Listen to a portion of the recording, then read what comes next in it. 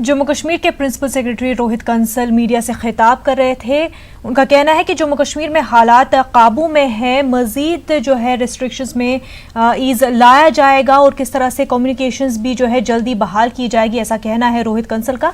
अब आगे बढ़ते हैं। दिल्ली की केजरीवाल सरकार ने बीजेपी के सीनियर लीडर विजय गोयल के खिलाफ मोर्चा खोल दिया है। आज विजय गोयल के घर के बाहर आप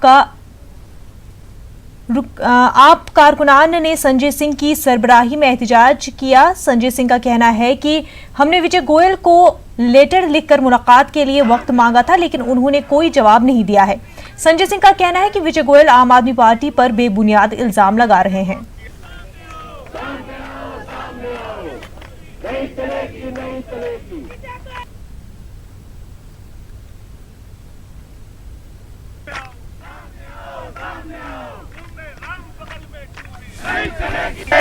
बीजेपी के वरिष्ठ नेता विजय गोयल के घर के बाहर आम आदमी पार्टी के जो कार्यकर्ता है वो प्रदर्शन कर रहे हैं। आप पीछे तस्वीरों में देख सकते हैं कि यहाँ पर आप राज्यसभा सांसद संजय सिंह भी है, उनके साथ तमाम जो लोग हैं। आप पोस्टर्स में भी देख सकते हैं कि भाजपा दिल्ली लोगों को 200 यूनिट मुफ्त बिजली देने के पक्ष में है। तो आप देख रहे हैं कि यहाँ पर आम आदमी पार्टी के लोग धरना करके बैठे हैं। हम संजय सिंह से ही जानेंगे कि आखिरकार ये धरना प्रदर्शन क्यों हो रहा है। सर, आज आप लोग ये धरना करें, क्या मांगे है सर आपकी?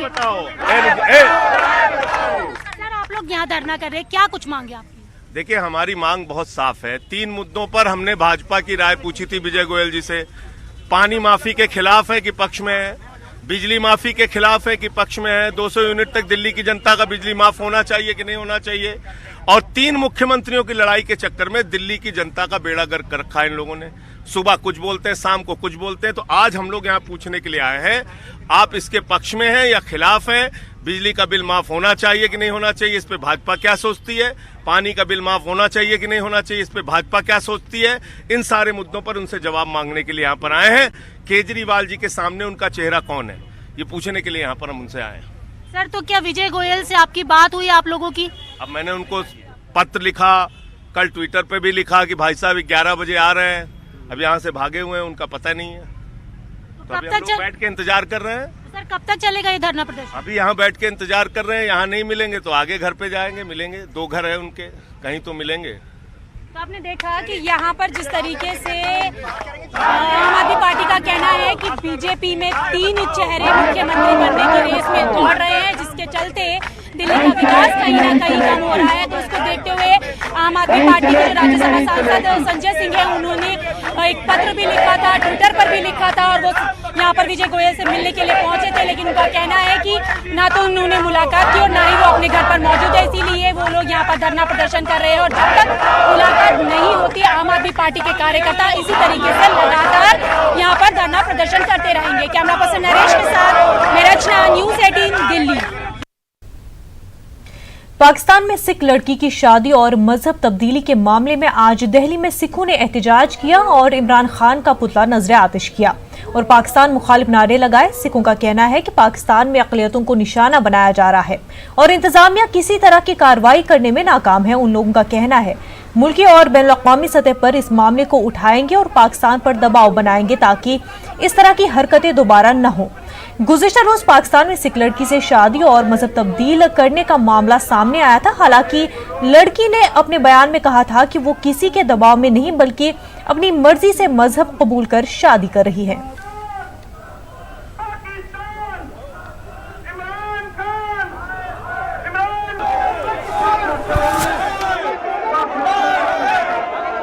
किसी भी धर्म के आदमी को, किसी भी व्यक्ति को ज़बरदस्ती ये फोर्स करना कि आप मुस्लिम बने या मुस्लिम को कहना हिंदू बने, और आप ये जो कर रहे हैं कि वो इस एक नाबालिग बच्ची के साथ आपने उसको ज़बरदस्ती कन्वर्ट किया है मुस्लिम में और उसको कहा गया कि शादी करो, तो ये मुझे लगता है ये तो एक ना ह्यूमैनिटी के भी खिलाफ है। इमरान खान जो आज के प्रेसिडेंट हैं, देखिए एक बात समझ लीजिए, अगर उस पीएम को नहीं बात ये हमारी समझ आएगी तो हम प्रोटेस्ट पे प्रोटेस्ट करेंगे, पर हम उनको ये रिक्वेस्ट करने जा रहे हैं कि आप इस बात को समझिए। अगर ऐसे करेंगे तो आने वाले समय में सिविल वॉर्स होएंगी, काम खराब होगा हर जगह।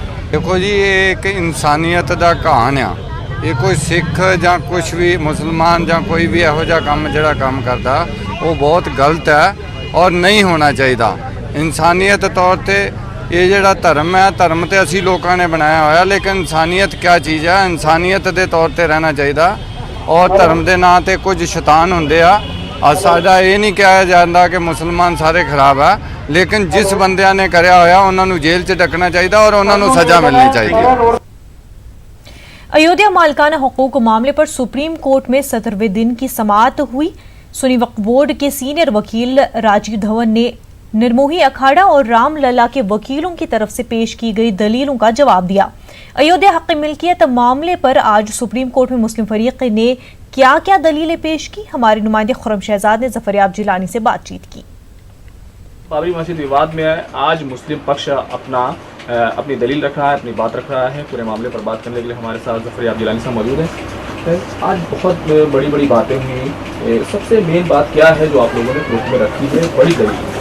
देखिए, हम आज तो अभी दूसरे साइड से जो आर्गूमेंट हुआ है उसको उसके नोट्स के तौर पर धवन साहब ने कुछ बातें कही है।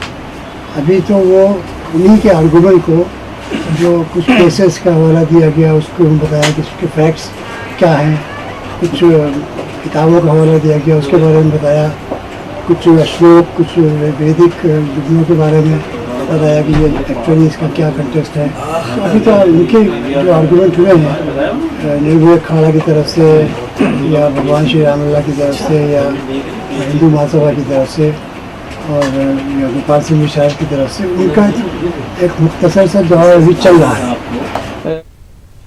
कुलभूषण जाधव से डिप्टी हाई कमिश्नर रघुवर अहलुवालिया की मुलाकात खत्म हो गई है। कुलभूषण जाधव से मुलाकात के लिए उन्हें 2 घंटे का वक्त दिया गया था। इस्लामाबाद में पाकिस्तानी वजारत खारजा के दफ्तर में मुलाकात हुई है। ख्याल रहे कि पाकिस्तान ने काउंसलर एक्सेस देने की पेशकश की थी, जिस पर गौर के बाद हिंदुस्तान ने हामी भरी थी।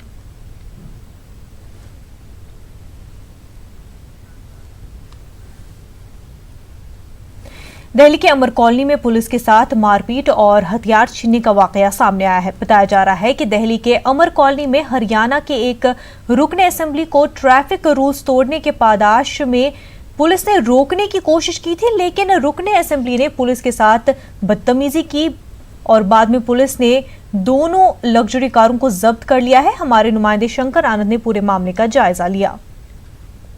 सितंबर से राजधानी दिल्ली सहित पूरे देश भर में ट्रैफिक की एक नई कानून व्यवस्था को लागू किया गया और 1 तारीख से ही वो लागू हो चुका है।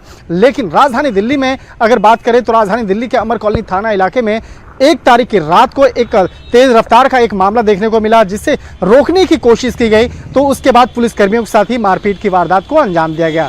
इस वक्त में मैं अमर कॉलोनी थाना इलाके में आपको 2 ऐसी कार दिखाना चाहता हूं जो काफ़ी लग्जरी कार हैं, काफ़ी महंगी कार हैं। अगर रेड वाली कार की अगर बात की जाए तो ये कार की अनुमानित कीमत तकरीबन 1 करोड़ रुपया है और इस 2 कार में तकरीबन 4 लड़के बैठे हुए थे। हालांकि एक कार और भी है जो ठीक थाने के पीछे रखा गया है। तो इस कार का जो वास्ता है एक हरियाणा के एक विधायक के रिश्तेदार के साथ में है और ये चारों लोग काफ़ी तेज़ रफ्तार से गाड़ी चलाते हुए निकल रहे थे और जैसे ही इस मामले में उसे रोकने की कोशिश की गई तो उन चारों लोगों ने पुलिसकर्मियों के साथ में मारपीट किया। इसके साथ ही उसके वर्दी फजाइये के सरबराह मार्शल BS